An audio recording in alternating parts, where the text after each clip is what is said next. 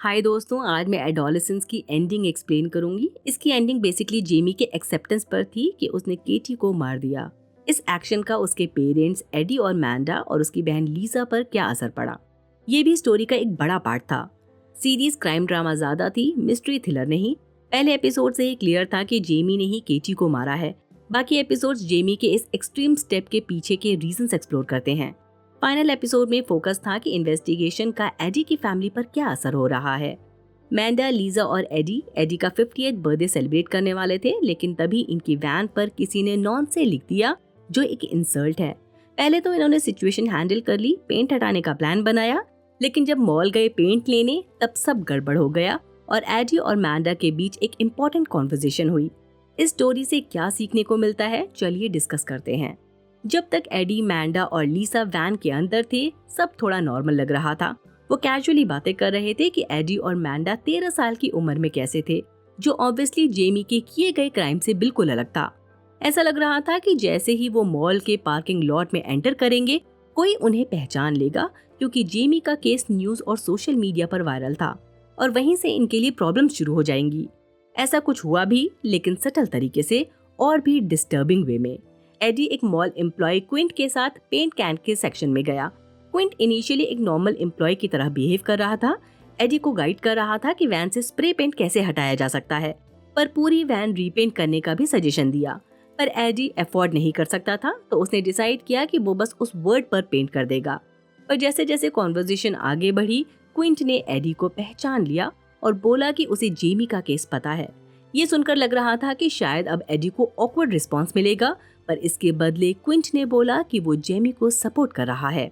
सुनने में ये नॉर्मल लग सकता है, पर जब क्विंट ने अपना रीजन दिया तो रोंगटे खड़े हो गए। उसने बोला कि उसने केटी की फोटोज इंटरनेट पर देखी हैं और इनडायरेक्टली ये कह दिया कि उसका मरना जस्टिफाई था। ये सुनते ही एडी ने बिना कुछ और सुने लीजा और मैंडा को लिया और फौरन मॉल से निकल गया। ये सीन एक डिस्टर्बिंग रियलिटी को दिखाता है कि लोग किस तरह क्राइम्स को जस्टिफाई करने लगते हैं और इंटरनेट किस तरह टॉक्सिक और खतरनाक सोच को बढ़ावा दे सकता है। जब एडी, मैंडा और लीजा वैन में घर जाने वाले थे, तभी एडी की नजर उन दो बच्चों पर पड़ गई जिन्होंने वैन पर अपशब्द लिखे थे। एडी ने बिना सोचे उनमें से एक को पकड़ लिया। बच्चा इनिशियली मजाक समझ रहा था, लेकिन एडी सिर्फ ये दिखाना चाहता था कि जो उसने और उसके दोस्तों ने किया वो फनी नहीं था। और सच कहूँ तो एडी बिल्कुल सही था। आजकल टीनेजर्स ऑफेंसिव या एजी चीजें सिर्फ इसलिए करते हैं क्योंकि उन्हें लगता है कि ये ऑनेस्ट या रेडिकल होने का तरीका है। ये ट्रेंड इतना नॉर्मलाइज हो चुका है कि लोग बस कह देते हैं, अरे ये तो बस हार्मोनल फेज है, ये बच्चे अभी मैच्योर नहीं हुए हैं। लेकिन जब टीनेजर्स दूसरों के साथ मजाक कर रहे होते हैं या उन्हें तकलीफ दे रहे होते हैं, तब उनके लिए सब मस्ती मजाक होता है। लेकिन जैसे ही उन्हीं के एक्शंस का इफेक्ट उन पर वापस आता है, तब उन्हें समझ आता है कि ये कोई मजाक नहीं है। अगर मैं इस टॉपिक पर और ज्यादा बोलती रही तो मैं एक पुराने जमाने की लगने लगूंगी, जो हमारे जमाने में ऐसा नहीं होता था टाइप की बातें करती है। चलिए एडोलेसेंस के फिनाले की स्टोरी पर वापस आते हैं। एडी के आउटबर्स्ट के बाद उसने नए खरीदे हुए पेंट को डायरेक्टली वैन पर फेंक दिया। फिर बिना किसी और डिस्कशन के उसने मैंडा और लीजा को वैन में बैठने को कहा और तीनों चुपचाप घर की तरफ निकल गए। ऐसा लग रहा था कि टेंशन थोड़ी सेटल हो रही है या शायद और बढ़ गई थी। तभी जेमी का फोन आया। वो बस अपने डैड को हैप्पी बर्थडे विश करना चाहता था। एडी और जेमी की बात बिटर स्वीट थी, एक तरफ दुख और दूसरी तरफ एक इमोशनल कनेक्शन। पर फिर जेमी ने एक ऐसी बात बोल दी जो सबके लिए शॉक थी। उसने कहा कि वो गिल्टी प्ली डालना चाहता है, क्योंकि सच वही है। ये एक हैवी मूवमेंट था, क्योंकि ये सिर्फ एक लीगल डिसीजन नहीं था, बल्कि जेमी का अपनी रियलिटी एक्सेप्ट करना था। जेमी के गिल्टी प्ली का सुनकर एडी पूरी तरह ब्लैंक हो गया। उसे समझ ही नहीं आया कि कैसे रिएक्ट करे। तभी मैंडा और लीजा ने जेमी से बात करनी शुरू की और उसका टॉपिक चेंज करने की कोशिश की, शायद इस उम्मीद में कि शायद जेमी अपना डिसीजन रिकंसिडर करे। लेकिन इनका असली मोटिव ये भी था कि एडी कहीं अंदर से टूट न जाए। घर पहुंचने के बाद लीसा अपने रूम में चली गई, लेकिन एडी और मैंडा की एक लंबी और इमोशनल बातचीत हुई जेमी के बारे में। बात ये थी कि अगर जेमी ऑफिशियली गिल्टी प्ली डाल देता तो इसका सिर्फ ये मतलब नहीं होता कि उसने केटी को मारा, बल्कि ये भी प्रूफ हो जाता कि एडी और मैंडा ने एक मर्डरर को रेस किया है। लोग तो वैसे भी उन पर उंगली उठा रहे थे, लेकिन जब वर्डिक्ट ऑफिशियली आ जाता तब उन्हें अपने आप से ये सवाल करना पड़ता कि हमसे गलती कहाँ हो गई। और ये सेल्फ रिफ्लेक्शन कोई आसान चीज नहीं थी।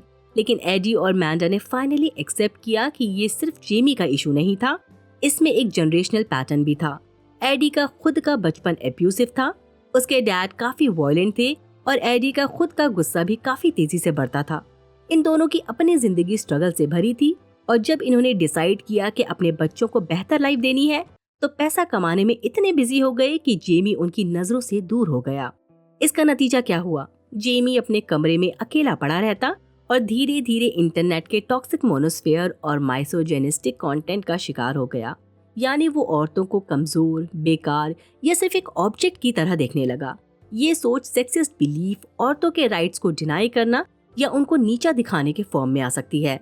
जब तक एडी और मैंडा को समझ आया कि जेमी किस माइंडसेट में जा रहा है, तब तक काफी देर हो चुकी थी। ये सीन सिर्फ एक क्राइम ड्रामा का पार्ट नहीं था, बल्कि काफी रियल और डिस्टर्बिंग रिफ्लेक्शन था आज की रियलिटी का, जहां टीनेजर्स बिना किसी पेरेंटल गाइडेंस के इंटरनेट के डार्क कॉर्नर में भटक रहे हैं और पेरेंट्स को तब तक कुछ समझ नहीं आता जब तक कोई बड़ा हादसा ना हो जाए। लेकिन एडोलेसेंस की एंडिंग सिर्फ ये नहीं कहती कि बच्चों के वायलेंट होने का रीजन सिर्फ पेरेंटिंग या इंटरनेट है। ये सिर्फ एक पार्ट है, लेकिन असली प्रॉब्लम और भी बड़ी है। सबसे पहले सूटेबल एजुकेशन की कमी है। बच्चों को सिर्फ पढ़ाई का प्रेशर दिया जाता है, लेकिन उनकी इमोशनल और मॉरल डेवलपमेंट पर ध्यान नहीं दिया जाता। दूसरा बड़ा इशू है जॉब्स की कमी।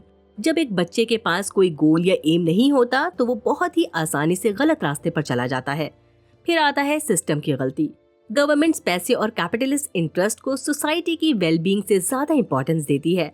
सोसाइटी भी धीरे धीरे सेल्फ सेंटर्ड होती जा रही है, जहां लोग सिर्फ अपनी लाइफ पर फोकस करते हैं और दूसरों की प्रॉब्लम्स इग्नोर कर देते हैं।